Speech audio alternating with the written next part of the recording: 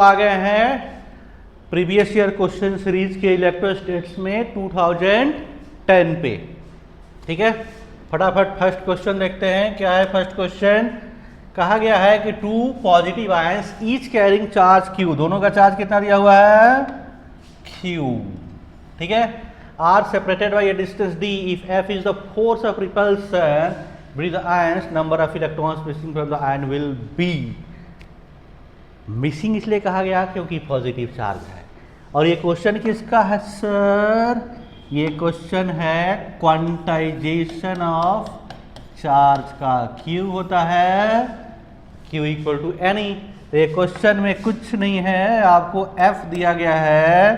क्या ऐसे लिखा गया है? F क्या होता है?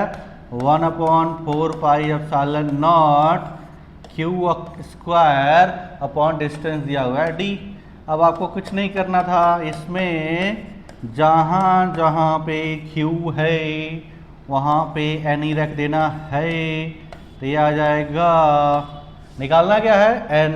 तो यहाँ से एन स्क्वायर को बाहर ले लो तो ये चला जाएगा 4 पाई एप्सिलॉन नॉट, ठीक है, F D square upon E square. N की वैल्यू है, एन स्क्वायर की वैल्यू, तो एन निकालोगे तो अंडर रूट हो जाएगा। तो इसका ऑप्शन कौन सा आ गया sir? 4 pi epsilon not F D square upon E square, यहीं पर दिख रहा है, ऑप्शन नंबर 4। आसान सा क्वेश्चन था, कुछ नहीं था इसमें। ठीक है, चलिए अगले क्वेश्चन पे आते हैं। ये भी आसान सा क्वेश्चन है। जब इसमें क्या है, कहा गया है कि a square surface of side L in the plane of the paper is placed in a uniform electric field acting along the same plane। अब यहाँ देखो इलेक्ट्रिक फील्ड किसमें दिया गया है। अगर आपको ये बात पता चल जाए तो आपके लिए चीज़ें आसान हो जाएंगी। कहा गया है कि placed in a uniform electric field E acting along the same plane at angle theta. मतलब अगर ये हमारा प्लेन है तो फील्ड भी इसी में है। ये प्लेन है मेरा और फील्ड भी इसी प्लेन में है। तो एरिया वेक्टर याद करिए, प्लेन के परपेंडिकुलर होता है सर। तो ये एंगल कितना बन जाएगा? ये है प्लेन ऐसे और ये एंगल कितना बन गया? 90 डिग्री। और अगर आपसे फ्लक्स पूछा गया है तो जो फ्लक्स होता है वो होता है E इंटू ए क्या है? Area vector. ठीक है, और ये है डॉट प्रोडक्ट। तो इनके बीच क्या हो गया? ई ए कॉस 90 और कॉस 90 होता है 0। तो डायरेक्ट इसका आंसर आ गया क्या? Option number 1, answer will be 0। ठीक है, आ जाइए नेक्स्ट क्वेश्चन पर। क्या है क्वेश्चन? कहा गया series combination of N1 capacitors. भाई साहब, अगर सीरीज कनेक्शन होता है तो क्या होता है? अगर सीरीज कनेक्शन होगा तो कितने कैपेसिटर हैं? Series connection of N1 capacitor each of, तो याद करो सीरीज कॉम्बिनेशन का फॉर्मूला क्या होता है? 1/C series, 1/C1, 1/C2, 1/C3 dot dot dot, सारे इक्वल हैं तो n/C हो जाता था। तो वैल्यू क्या आएगी? C1 upon N1। ठीक है, कितना वोल्टेज दिया गया है भाई साहब इसमें? तो वोल्टेज दिया गया 4 वोल्ट। एनर्जी पूछा गया है, इसकी एनर्जी क्या हो जाएगी?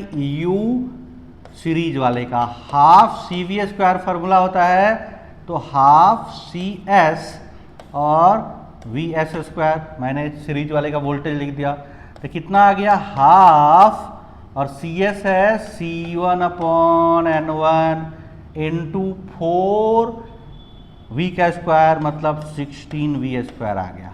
Very good. अब क्या कहा गया है कि when another parallel capacitor combination of n capacitor each of C2 is charged by the source of potential V। अब सेकेंड पार्ट में क्या कहा गया कि पैरेलल कॉम्बिनेशन कहा गया। तो पैरेलल में क्या होता था sir, C1 plus C2 plus dot dot Cn। तो इसका इक्विवेलेंट अगर मैं निकालूं Cp, तो कितने आपके कैपेसिटर है, N2। तो क्या हो जाएगा N2 इंटू C2। ठीक है, तो यहाँ पे अगर मुझे पैरेलल में एनर्जी चाहिए तो हाफ Cp Vp। तो क्या है भाई साहब, हाफ Cp की वैल्यू है N2C2 और Vp V ही दिया गया है, तो ये हो गया V स्क्वायर। अब आ जाइए नेक्स्ट पार्ट पे, कहा गया है कि दोनों एनर्जी सेम है। क्या कहा गया कि जो US है यही UP के इक्वल है भाई साहब। तो इक्वल रख दो, क्या जा रहा है मेरा 1/2 N1 भाई साहब C1 है वो, ये क्या है C1 upon N1 into 16 V square equal to, ये क्या हो गया half N2 C2 V square. ठीक है, कोई कष्ट है नहीं है। अब ये देखो 1/2 से 1/2 कट गया, V स्क्वायर से V स्क्वायर कट गया। ठीक है, पूछा क्या गया था भाई साहब, C2 बताना था आपको। तो यहाँ से मैं लिख सकता हूँ C2 की वैल्यू क्या बच जाएगी, ये आ जाएगी C1, यहाँ स्क्वायर कैसे लिख दिया, स्क्वायर तो था ही नहीं। ठीक है, तो क्या हो जाएगा C1 अपॉन N1, ये नीचे आ गया N2। ठीक है, C1 अपॉन N1, यहाँ से N2 आ गया और ये 16 मल्टीप्लाई में है। तो ये आपकी वैल्यू आ जाएगी C1 upon N1 N2 into 16। कौन सा ऑप्शन है sir, 16 C1 upon N1 N2, option number A is correct. ठीक है, आसान सा क्वेश्चन था, इसमें भी कोई दिमाग लगाने वाला बात नहीं था। ठीक है, आ जाइए नेक्स्ट क्वेश्चन पे।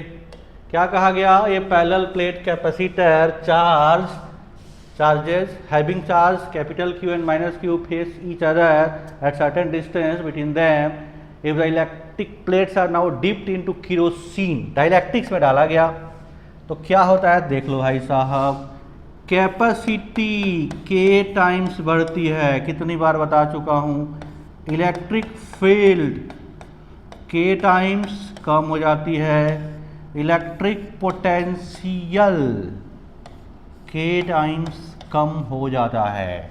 अब पूछा किसके बारे में गया है, देखिए क्वेश्चन में कहा गया electric field between the plates, तो क्या होगा सर, डिक्रीज करेगा। तो ऑप्शन क्या हो जाएगा, ऑप्शन नंबर 3।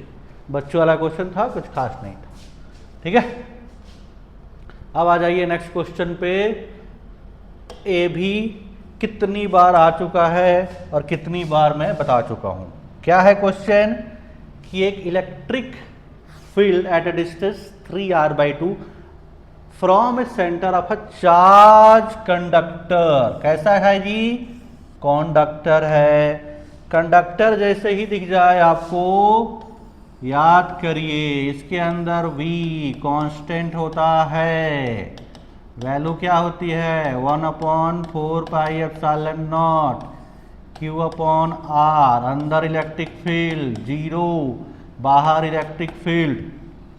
किसी भी डिस्टेंस पे अगर यहाँ से R डिस्टेंस पे कोई पॉइंट है P, तो उसका इलेक्ट्रिक फील्ड क्या होता था 1/4π, वाइट से लिख भाई अच्छा लगेगा, इक्वल टू 1/4πε0 Q/R²। ये चीज आपको पता है पहले से। ठीक है, अब क्या पूछा गया सर, आपसे पूछा गया है electric field at R/2। R/2 का मतलब अंदर आ गया, अंदर आ गया तो इलेक्ट्रिक फील्ड की वैल्यू क्या हो जाएगी, 0 हो जाएगी सर।